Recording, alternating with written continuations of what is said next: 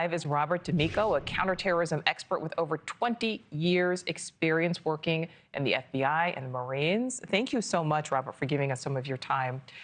So a lawyer for Wang and his wife is basically saying that they are safe, but not saying much more than that. What stands out to you most right now about the situation?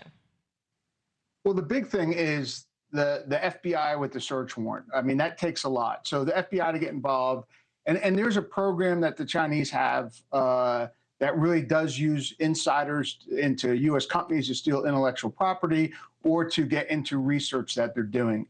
And based on the letter he received, or the email he received in mid-February, which stated that he did not properly address someone who was contributing to a research thing, I think that's what you're looking at, that this research project was funded by Chinese.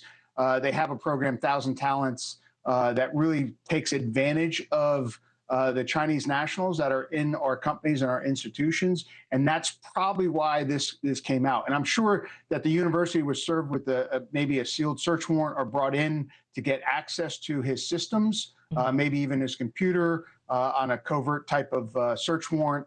So the university was tracking it because it got progressive in that at first he was kind of suspended and then he was terminated. And the fact that he had already lined up employment in Singapore starting in June 2025 is also a red flag that he may have known that they were onto him. Well, yeah, and something that you pointed out right away there. I mean, the fact that the FBI searched his homes, and he was suddenly dismissed from the university there. Of course, here in the U.S., you're innocent until proven guilty. But based on your history with the FBI, what does that tell you? Well, actually, that's a very good point, because I had a very good friend of mine that actually one of the most patriotic persons I've ever worked with, I believe, was falsely accused and had the same thing. A search warrant was issued. The case was opened by CID, and then the FBI took over. And eventually she was proven innocent, but had to go through all this. So I think it's really important that you have to go through due process. I think it's part of the U.S. Constitution that's always what you want. So I don't know how much information the university received. But you always have to be careful. You always have to use due process, because sometimes something appears one way and it's just not. When they get into the search warrant and they really look, it could have been something else. So I would say be careful because you don't want an innocent person, like I know, getting to the point where they're being labeled as something that they're actually not.